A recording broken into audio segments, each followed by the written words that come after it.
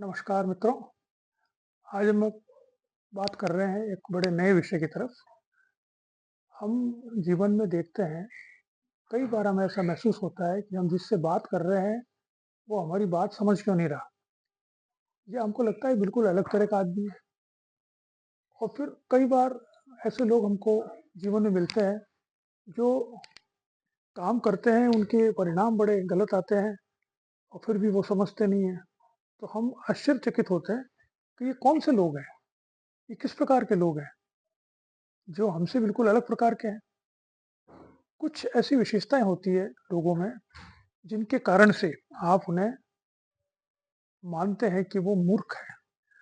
वो विशेषताएं हम में भी हो सकती है, मैं ये नहीं कह रहा कि मेरे में नहीं हो, लेकिन कुछ विशेषताएं हैं जो व्यक्ति के व्यवहार से ये बताती है कि व्यक्ति मूर्ख को हम मूर्ख कह सकते हैं या उसके व्यवहार को मूर्खतापूर्ण कह सकते हैं। सबसे पहली, वह अपने आप को ज्ञानी समझता है और उसके पास ज्ञान नहीं होता है लेकिन वो ज्ञानी समझता है। जैसे एक किसी ने कहा था कि एक बार जैसे शादी में 36 गुण में हम मिलवाते हैं, तो किसी ने कहा कि वो जो है उसमें 37वां गुण है। मैंने कहा उसमें 37वां गुण कौन सा है? तो उसने कहा ये है कि वो खुद कुछ नहीं समझता और दूसरे के समझाने पर भी नहीं समझता और खुद को ज्ञानी समझता है। ये 37वां गुण है। तो सबसे बड़ा गुण या दुर्गुण जिससे एक मूर्ख व्यक्ति पहचाना जाता है वो है कि वो अपने आप को नॉलेजेबल समझता है, चाहे उसके पास नॉलेज नहीं हो। जैसे मैं पॉलिटिकल साइंस का प्रोफेसर हूँ या मैंने दूसरी किताबें पढ़ी है, तो मैं क्वालिफाइड हूँ कुछ हद तक इसके बारे में बात करने को। आपको ऐसे लोग मिल जाएंगे जिन्होंने राजनीति विज्ञान का एक किताब भी नहीं पढ़ी है, लेकिन वो कहते हैं कि राजनीति विज्ञान के तो हम मास्टर हैं, बहुत बड़े। आप कोई बात उनको बताइए तो वो कहते हैं हमें तो मालूम है, ये तो मालूम है। अरे भाई साहब, ये मालूम है तो फिर हमसे बात ही क्यों कर रहे हो? हमसे पूछने आएंगे तो साहब इसका अर्थ क्या है? और फिर आप जब बताओगे कोई बात तो वो कहेंगे ये तो मालूम है। तो ये तो मालूम है तो फिर हमारे पास क्या करना है? लेकिन वो अपने आप को ज्ञानी समझते हैं। वो किसी दूसरे को मानते ही नहीं कुछ। उनके पास नॉलेज नहीं हो तो भी समझते हैं। आपको ऐसे लोग मिलेंगे कई जो डॉक्टर नहीं है, जो बेचारे कोई नौकरी कर रहा है, कोई छोटा व्यापार कर रहा है, वो आपको, आप बीमार हो तो वो आपको डॉक्टर के सारे बता देगा क्या दवाई लेनी चाहिए, क्या नहीं लेनी चाहिए। कई ऐसे विशेषज्ञ होते हैं जो प्राकृतिक चिकित्सा के विशेषज्ञ होते हैं। कई ऐसे होते हैं जो जिनको हर तरह की दवाइयों को मालूम है, वो होम्योपैथी के एक्सपर्ट हैं, आयुर्वेदिक के एक्सपर्ट हैं और एलोपैथी के एक्सपर्ट हैं। और वो आपकी, आप उसका काउंटर कुछ करो तो मानेंगे नहीं। तो पहली विशेषता मूर्खता की जो प्रदर्शित होती है वो है कि वह अपने आप को ज्ञानी मानता है। जो समझदार व्यक्ति होता है वो कभी ये नहीं कहेगा कि उसे मालूम है। जैसे आपने कोई बात बताई और उस दूसरे व्यक्ति को ये मालूम है कि जो बात आप बता रहे हो उसको पता है पहले से, लेकिन वो कभी आपको कॉन्ट्राडिक्ट नहीं करेगा। वो कहेगा अच्छा ऐसा है, ठीक है। उसको मालूम है फिर भी वो ये नहीं कहेगा अरे यार ये क्या बात कर रहा है, मेरे को तो मालूम है, फालतू बातें कर रहा है। जो ऐसा कहता है इसका मतलब वो मूर्ख व्यक्ति है, उससे दूर रहो। दूसरी विशेषता मूर्खता की ये होती है कि वो किसी को सुनता नहीं है। ये कॉरोलरी है। ये अगर आप ये मानते हो कि आप ज्ञानी हो तो फिर दूसरे की सुनोगे ही नहीं और उसकी बात को मानोगे ही नहीं। आपने जो मन में बना रखा है एक विचार किसी के बारे में, उस विचार से ही आप बने रहोगे और आप मानोगे नहीं किसी को कि दूसरे के पास दूसरा विचार भी हो सकता है या कोई नया विचार भी हो सकता है। किसी को सुनोगे ही नहीं। मूर्ख व्यक्ति और समझदार व्यक्ति की सबसे बड़ी विशेषता ये होती है, जो अंतर होता है कि समझदार व्यक्ति दूसरे की बात सुनता है और मूर्ख व्यक्ति दूसरे की नहीं सुनता है, बीच में बात काट देगा। आपकी, आप कुछ बताने लगे, अरे यार ये पता है मुझे, तो पहले मेरी सुनो आप। और फिर खुद की सुना के चला दे चला जाएगा, आपकी सुनेगा ही नहीं। आपने सुना होगा किस्सा, वो तो कि कुएं का मेंढक जिसे कहते हैं, कुएं में मेंढक था। तो एक मेंढक समुद्र से आ गया। तो जब वो कुएं के पास पहुंचा तो उसने कहा अच्छा कहाँ से आया? उसने कहा मैं समुद्र से आया। वहां पे कितना पानी? उसने कहा इतना। तो कुएं का मेंढक थोड़ा और तैरा, उसने कहा यहाँ तक का है क्या? उसने कहा नहीं ये और भी ज्यादा है। तो यूं और तैरा, यूं करते करते उसने पूरे कुएं का चक्कर लगा लिया। फिर भी नहीं माना समुद्र वाला। उसने कहा इससे बहुत बड़ा है, तेरे को समझ में नहीं आ रहा है। तो कुएं वाले ने कहा यार तेरे को कुछ पता नहीं, तू ऐसे ही गप्पे लगा रहा है, इससे बड़ा समुद्र तो पानी होता ही हो ही नहीं सकता, कि उसने उससे बड़ा देखा ही नहीं कभी। तो वो मानेगा ही नहीं। समुद्र वाले उसको पकड़ के ले गया समुद्र किनारे, तब उसको समझ में आया क्या है। तो मूर्ख व्यक्ति वो होता है जो दूसरे की बात नहीं सुनता है, जो दूसरे के नए विचार भी नहीं सुनता है, दूसरे की जो अनुभव से प्राप्त बात है उसको भी नहीं मानता। वो मानता मेरा अनुभव, मेरे विचार, मैंने जो देखा है दुनिया में वही सत्य है, और दूसरे की बात सुनेगा ही नहीं। इसलिए वो स्टब बॉर्न होता है बहुत ज्यादा, यानी वो इतना दृढ़ होता है अपने विचारों में कि आपकी बात मानेगा ही नहीं। वो अपने को, वो बिल्कुल भी फ्लेक्सिबल नहीं होगा। समझदार आदमी वो होता है जो फ्लेक्सिबल होता है, जो ओपन टू आइडियाज होता है। अब जितने भी बड़े लोग हैं देख लीजिए आप, चाहे जो भी बड़े लोग बने हैं दुनिया में, वो सब ओपन होते हैं आइडियाज के। आपने गांधी जी का अगर अध्ययन किया है तो आप देखेंगे हजारों बार नेगोशिएशन किए उन्होंने, जिन सरकारों के खिलाफ वो लड़ाई लड़ रहे थे, वो ओपन थे कि भाई यहाँ तक चलो ठीक है, यहाँ तक की बात हमने मानी, इस पे समझौता कर लेते हैं। फिर बात नहीं चली, फिर थोड़े दिनों बाद आएंगे, फिर कहेंगे नहीं, ये फिर नई बात आरंभ होगी। तो नई नई बात आरंभ होती है। आप अपने आप विचारों को बदलते हो। बड़े बड़े नेता ऐसा करते हैं, बड़े बड़े जनरल्स ऐसा करते हैं, वैज्ञानिक ऐसा करते हैं। जब उनको कोई नया एक्सपेरिमेंट मिलता है, उससे उनके पुराने विचार अगर ध्वस्त हो जाते हैं तो उसको स्वीकार कर लेते हैं। वो बड़े लोग होते हैं, समझदार लोग होते हैं। जिनको कोई नई इंफॉर्मेशन मिलती है तो उसको मान लेते हैं। मूर्ख जो होता है वो दूसरे की सुनेगा ही नहीं, खुद को सबसे ज्यादा नॉलेजेबल समझेगा, दूसरे की बात मानेगा ही नहीं। तीसरी बात, वो इमोशनल रिएक्शन देता है। आप जो समझदार व्यक्ति होता है वो इमोशनल रिएक्शन नहीं, जब वो बच्चे की तरह व्यवहार करता है, इसको यूँ कह सकते हैं। छोटा बच्चा जो होता है वो इमोशनल रिएक्शन देता है, क्योंकि उसमें रीजन विवेक विकसित नहीं हुआ होता है। 18-20 साल के बाद में तो विकसित हो जाता है। जैसे आप छोटा बच्चा है, आप जाइए मार्केट में लेकर उसको, तो बिल्कुल खुला खिलौना देखेगा और बिखर जाएगा। उसको समझ में नहीं आएगा कि आप दिला क्यों नहीं रहे हो, ओके मेरे को चाहिए ये।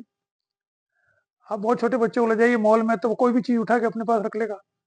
उसको ये डिस्टिंक्शन पता नहीं है कि ये मेरा नहीं है, जब तक मैं खरीदूंगी नहीं मेरा नहीं है।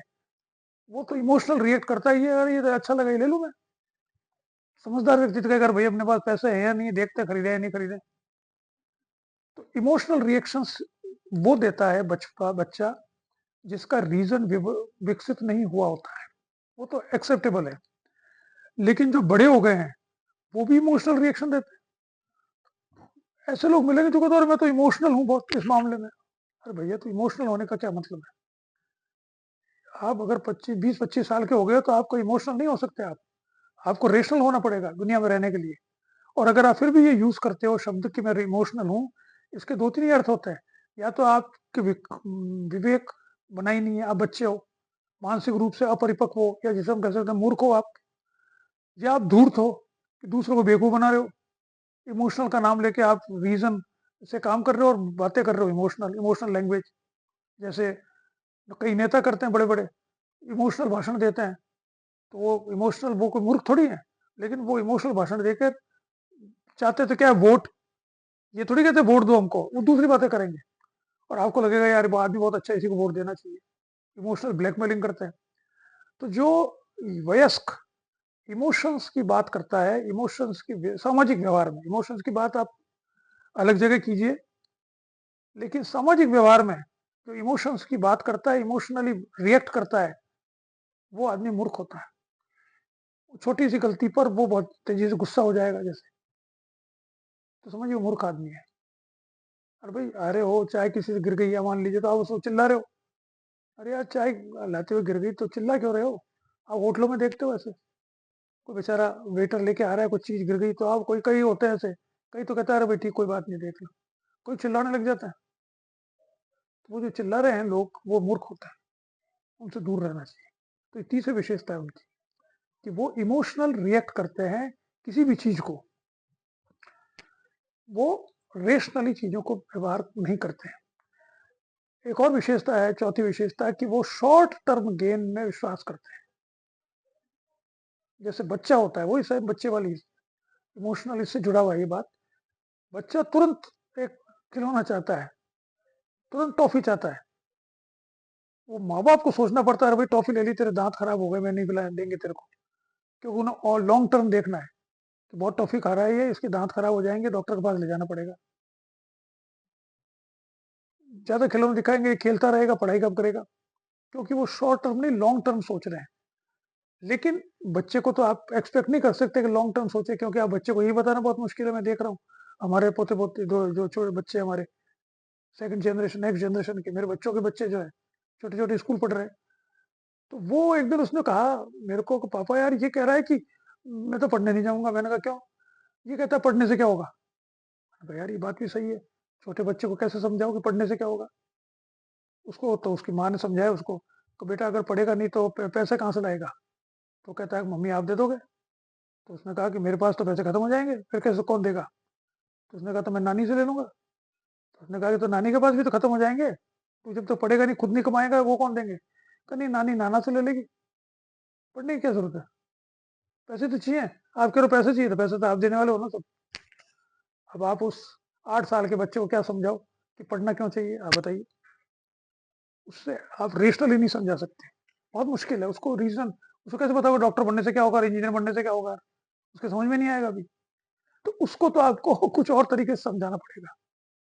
लेकिन बड़ा होकर, अगर वयस्क होकर भी वो ऐसे ही सोचता है शॉर्ट टर्म कि अभी मतलब निकल जाए मेरा, उसके बाद लंबा मतलब जो है वो नहीं करे, उसकी ज़रूरत नहीं है मुझे।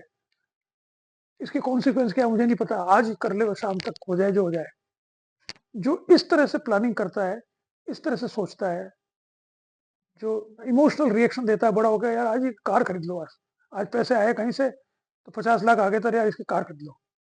That is emotional reaction. ये नहीं सोचेगा भाई 50 लाख आए तो इसका और क्या क्या करना चाहिए। वो कहेगा अरे यार कार की इच्छा थी, कार खरीद लो, तो खरीद लो कार। कार खरीदती वो 25 लाख की हो जाएगी, 50 लाख की कार दूसरे दिन। 25 लाख का घाटा हो गया आपको एक ही दिन में। ऐसे नहीं सोचेगा वो। तो जो ऐसे नहीं सोचता है वो मूर्ख आदमी होता है, जो शॉर्ट टर्म लेना चाहता है। इसी के साथ साथ एक और विशेषता इसकी होती है मूर्ख लोगों की, they want validation from others. वो दूसरों से चाहते हैं कि वो उनको अप्रिशिएट करें। जैसे छोटा बच्चा होता है, ये फिर वही बच्चे वाली हरकतें हैं। छोटा बच्चा होता है, उसको हम अप्रिशिएट करते हैं। आपने देखा होगा स्कूल में छोटे बच्चे होंगे आपके, छोटे बच्चे स्कूल जाता है तो कोई कंपटीशन कराते हैं छोटा मोटा, उसमें सबको प्राइज देते हैं, फर्स्ट सेकंड थर्ड, फिर का बाकी जो बचे उनको भी दे दो प्राइज, और ताली बजाते हैं। और तो उसको थोड़ा अप्रिशिएशन मिलता है कि उसने जो काम किया है, चाहे नाटक में काम किया है, चाहे मंच पे खड़ा हुआ है, चाहे उसने किसी खेल में पार्टिसिपेट किया है। अगर हर बच्चे को आप कुछ न कुछ दे देते हो एप्रिसिएशन किसी न किसी प्रकार का, तो बच्चा खुश होता है, उसका सेल्फ कॉन्फिडेंस बढ़ता है और वो और आगे अच्छा करने का प्रयास करता है। तो बच्चा हमेशा वैलिडेशन चाहता है कि वो जो क्योंकि उसको पता नहीं वो सही कर रहा है गलत कर रहा है। जब बुजुर्ग बड़े लोग वयस्क लोग कहते हैं अरे बहुत अच्छा किया, बहुत अच्छा किया, ताली बजाई, फर्स्ट डिवीजन आया, अरे वाह बहुत बढ़िया किया, तो उसको समझ में आता है फर्स्ट डिवीजन आना कोई अच्छी बात है। ये वैलिडेशन बच्चों तक तो ठीक है। वयस्क होने की पहली शर्त ये है कि आप अपने बारे में जो सोचते हो, वो दूसरों की जो ओपिनियन है, जो उनका मत है, उस पर निर्भर नहीं होना चाहिए। मैंने जो काम किया है या जो काम कर रहा हूँ, वो सही है या गलत है, वो दूसरों के मत पर निर्भर नहीं होना चाहिए, दूसरों की इच्छा पर, दूसरों के ओपिनियन पर निर्भर नहीं होना चाहिए। वयस्क होने का ये प्रमाण है। लेकिन जो मूर्ख होते हैं वो वैसे ही रहते हैं। आप देखेंगे ऐसे बहुत से लोग हैं, मैंने देखा है बहुत से लोग हमारे साथ के लोग हैं और भी कई लोग होते हैं, जो बाहर आते ही कहीं कुछ बात हुई, कर यार लोग क्या कह रहे थे मेरे बारे में। जब हम 4 बैठे हैं, एक आदमी चला गया, दूसरा व्यक्ति आया, उसने कहा यार वो हमारे बारे में क्या कह रहा था। अरे भाई यार, यू इंटरेस्टेड इन नोइंग, कोई आपके बारे में कौन क्या कह रहा था इसमें क्यों इंटरेस्टेड हो? इसका मतलब आप मूर्ख हो। आप अपनी आप अपनी जो इच्छा है, आपकी जो इज्जत है, जो आपकी आइडेंटिटी है, उसको दूसरों से देखना चाहते हो कि दूसरे क्या कह रहे हैं। ये एक और विशेषता होती है मूर्ख लोगों की।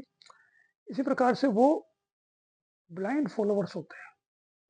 आप देखेंगे जितने बड़े बड़े लोग हैं, चाहे धर्मगुरु हो, चाहे बड़ा राजनेता हो, चाहे कोई और सेलिब्रिटी हो, फिल्म स्टार हो, इनके जो फॉलोवर्स होते हैं मूर्ख, जिसे कहते हैं ब्लाइंड फॉलोवर्स, वो होते हैं जो मूर्ख होते हैं, जो अपना दिमाग को कहीं छोड़ के आ जाते हैं और उसकी भक्ति करते हैं। आप देखेंगे यंग होते तब तो करते हैं लोग, राजेश खन्ना किसी ज़माने में बहुत बड़ा सुपरस्टार था, तो सब लोग राजेश खन्ना जैसे बाल बनाते थे वैसे कुर्ते पहनने लग गए थे। फिर अमिताभ बच्चन आया तो वो ऐसे यहाँ से कमीज खोलकर और नीचे कमीज की गांठ लगाकर खड़े हो गए, अमिताभ बच्चन जैसे बाल बना लिए। तो ये यंग बच्चे जो होते हैं मूर्खता के दौर से गुजर रहे होते हैं, उतना उनका मैच्योरिटी नहीं होती है। लेकिन अगर 40-50 साल का आदमी भी यही करे तो आप मानोगे मूर्ख है वो। अगर वो किसी को इस तरह से फॉलो करता है ब्लाइंड, तो वो मूर्खता की निशानी है, क्योंकि आपसे अपेक्षा की जाती है कि आप विवेकी व्यक्ति हो, आप प्रोज कॉन्स दोनों देखोगे, आप हर चीज को क्रिटिकली एग्जामिन करोगे और उसके बाद स्वीकार करते हो। कोई दूसरा व्यक्ति दुनिया में सर्वगुण संपन्न नहीं होता, इसलिए किसी का भी पूर्ण रूप से फॉलोअर होने का कोई अर्थ नहीं है। कुछ क्षेत्र में आप किसी को फॉलो कर सकते हो। आप पढ़ाई कर रहे हो तो आपके गुरुजी जो है वो आपको पढ़ा रहे हैं, अगर पॉलिटिकल साइंस, तो उनको फॉलो करना चाहिए। लेकिन उस सारे क्षेत्र में आपके गुरु हो ये जरूरी नहीं है, ना आपको फॉलो करना चाहिए। सारे क्षेत्र में अगर गुरु बन जाए लगे तब उनको फॉलो करना चाहिए, वरना नहीं करना चाहिए। ये बहुत सिंपल बात है। अगर फिर भी आप फॉलो करते हो तो आप कमजोर दिमाग के हो, आप मस्तिष्क आपका कम है, आप वीक हो, पर्सनैलिटी हो, आप मूर्खता की कैटेगरी में आते हो। अंतिम बात है वो है कि सेल्फ एग्जामिनेशन नहीं करते हैं। यानी मैच्योर व्यक्ति वो होता है जो अपने जो कार्य हैं और सोच है उसका परीक्षण निरंतर करता रहता है। क्योंकि अगर आप अपना परीक्षण नहीं करते और आप में जो त्रुटियां हैं वो आपको मालूम पड़ेगी, तो आप स्वयं को देखते रहते हो, स्वयं के बारे में परीक्षण करते हो, अपने विचारों में परिवर्तन करते हो, अपने कार्यों में परिवर्तन करते हो, जिससे कि आप ज़्यादा अच्छा व्यक्ति बन सको, ज़्यादा विकास कर सको, ज़्यादा आगे अच्छे रास्ते पर चल सको, जल्दी अपनी मंजिल पर पहुंच सको। तो सेल्फ एग्जामिनेशन करना बहुत ज़रूरी है। जो मूर्ख होता है वो कभी सेल्फ एग्जामिनेशन नहीं करता, वो तो कहता है मैं तो नॉलेजेबल हूँ, मेरे को सब पता ही है, मेरे में तो कोई कमी नहीं है, दुनिया में कमी होगी मैं क्या करूँ इसको। तो वो कभी भी दूसरे की कमी तो देखता रहता है लेकिन खुद की कमी नहीं देखता। क्या खुद की कमी नहीं देखना करता है, खुद को इम्प्रूव करने की कोशिश नहीं करता। यानी वो ये बहस अपने से नहीं करता कि मैं असफल क्यों हो रहा हूँ। वो क्या कहता है कि असफल इसलिए हो रहा हूँ कि दूसरे लोग ऐसे हैं, मैं क्या करूँ, परिस्थितियां ऐसी थी, जिसको मुझे सपोर्ट करना चाहिए उसने नहीं किया। यानी वो अपनी गलतियां दूसरों पर डालेगा, खुद को कभी भी इम्प्रूव करने की कोशिश नहीं करेगा। ये मूर्खता की निशानी है। तो ये मैंने आज थोड़ा सा आपको एक नए विषय के ऊपर बताया है, क्योंकि ये प्रैक्टिकल बात है।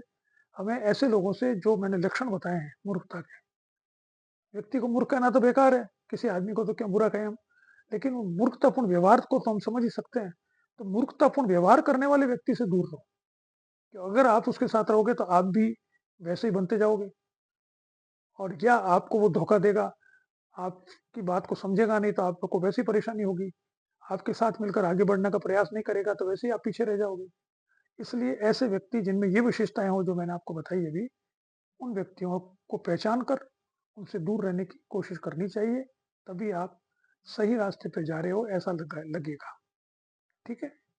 नमस्कार।